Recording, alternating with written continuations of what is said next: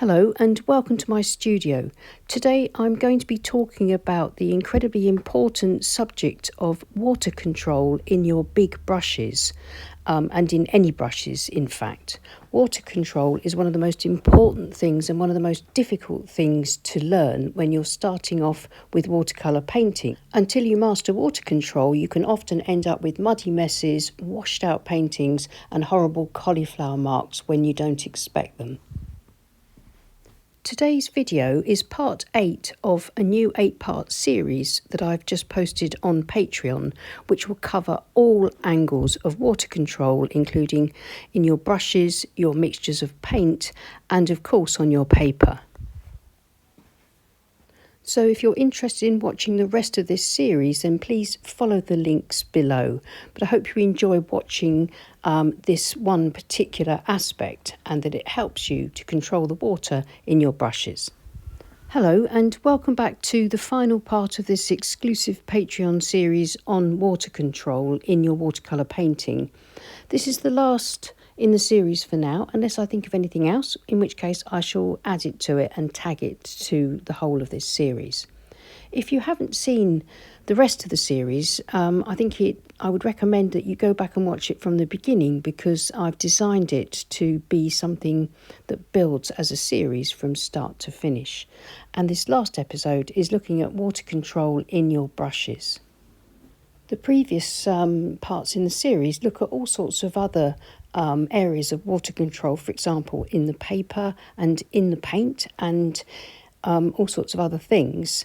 But the thing that I want to try and really impress upon you, and of course the reason why water control is such a difficult thing for beginners to pick up, we've all struggled. Every single one of us that wants to paint watercolour is either struggling or has struggled with water control at some point or other. Because you've got so many things to think about. You have to control the water in the paint, the paper and the brushes. And if we fail to control the water in one of those areas, something could go wrong with the painting. So don't worry if it takes you a while to learn this. All of us are still trying to sort of make sure that we remember all these things as we paint with watercolour, which is why watercolour is such a difficult medium to master. So keep practicing. Keep trying and sort of working out and trying to understand how your brushes work. And that's the important thing. Get to know your brushes. Get to know how much water they hold. In other words, how much paint they hold. And then you will be well set up to be able to control the water in your brushes. I'm mostly going to be looking at big brushes here today, because that's what we use for our loose watercolour landscape painting for the most part.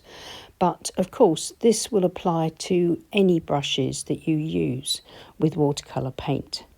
So I'm showing you here a range of different types of brushes made from different materials.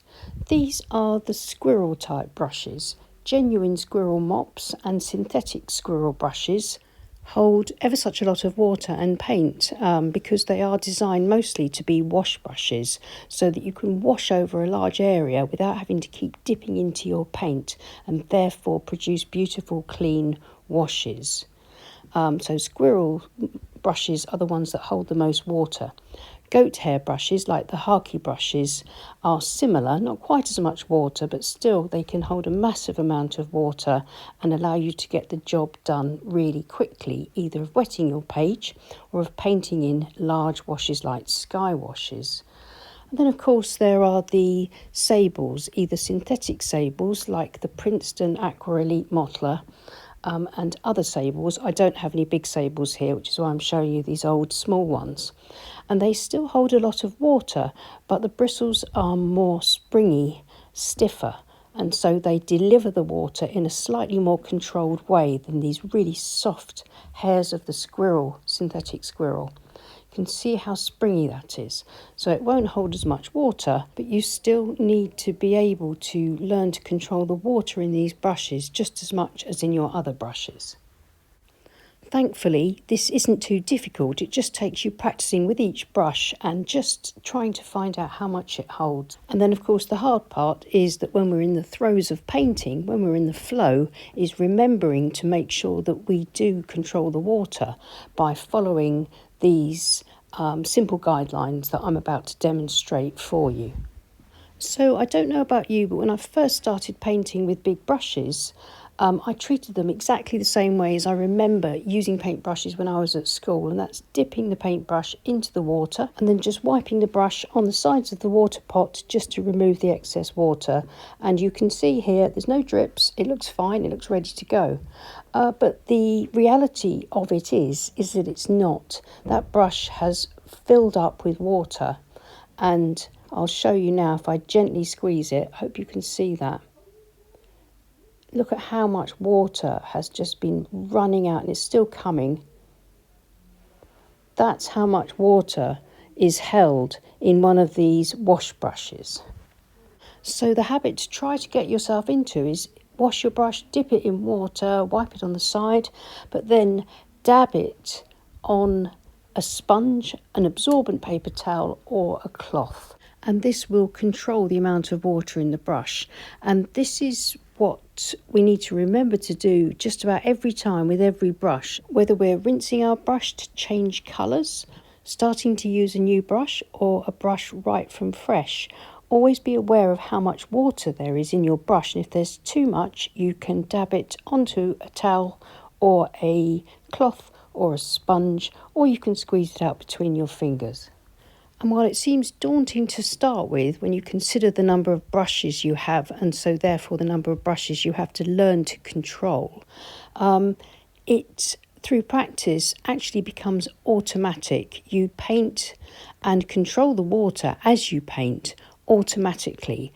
If you've practiced enough, it just begins to come naturally, so that you sort of know when you need to make adjustments, either to remove water from your brush or to add a bit more if your wash needs it. And this actually needs to be practiced as well. Rather than dunking your brush completely in the water, try just dipping the tips into the water, or the corner if it's a big flat brush. And you'll find that often the brush will take up just enough water that way, whereas it'll take up too much if you dunk the whole brush into the water pot. So again, try this out for all your brushes and you'll soon get to know how each one works. So let's try a practical exercise. Now this is a really watery wash where I haven't controlled the water in my brush.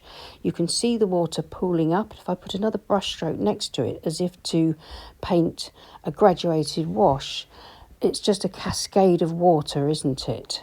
No water control there whatsoever. So dab the same brush out on my sponge. The sponge wicks out all the excess, and look at that. I've got really nice clean brush strokes. Could even get some dry brush there if I wanted. So I'll try the same exercise with my large size 20 synthetic squirrel mop, and try these out yourself. Just overload it deliberately with too much water. And again, you can see there's no water control there. That would make a terrible mess. Say, for example, if that blue had dripped down into my land where I wanted nice, clean green washes. Again, dab the brush out onto the sponge and you can see it's almost removed too much there. But that's better than not enough. And another thing you can do if you find your wash is running too much is just follow the wash with your brush without panicking, and you get this lovely graduated wash if you just use the paint up that's on the page before it drips too far, if you see what I mean. The same applies even to the smallest brushes as well. It's harder to see here, but this is a really watery brush stroke where the water is pulled up at the bottom. If I control the water, exactly the same, little quick dab onto the sponge, and then I can make a nice clean brush stroke. And take a look at the top of those really wet washes. Look at that puddle that's just sort of sitting on the page, ready to create another disaster if I just tap the page slightly. Of course, my board's at quite a steep angle here for this demonstration, but you can see those puddles have released the liquid, and again that's run down the page, shows you how much water can get onto your paper if you're not in control of the water in your brushes. So remember, either dabbing your brush onto a paper towel or a cloth, or use a damp sponge. All three of these will wick the excess water out of your brush, and with practice this will enable you to master controlling the water in your brushes. So it's really good to try this out for most of your big brushes especially. If you learn with your big brushes, then you'll find that you'll go into automatic pilot when you start to use your smaller brushes, and you'll be able to control the water sort of without even really thinking about it. If you enjoyed that style of teaching, there's a lot more videos like that and workshops over exclusive to Patreon, so please follow the link below if you're interested in watching the other 7 parts of this series. And if you enjoyed this video, you might enjoy my book, which has just recently been published, Landscapes in Watercolour, Tutorials and Techniques for the Complete Beginner, so check out the link below. Many thanks for watching. If you found this helpful, I'd love it if you could click on the thumbs up button and maybe subscribe to our channel if you haven't already. It's free to do and it really helps with our reach. And thanks so much to everybody that supports us on Patreon. We really do appreciate you. I'll see you again soon. Take care and happy painting. Bye.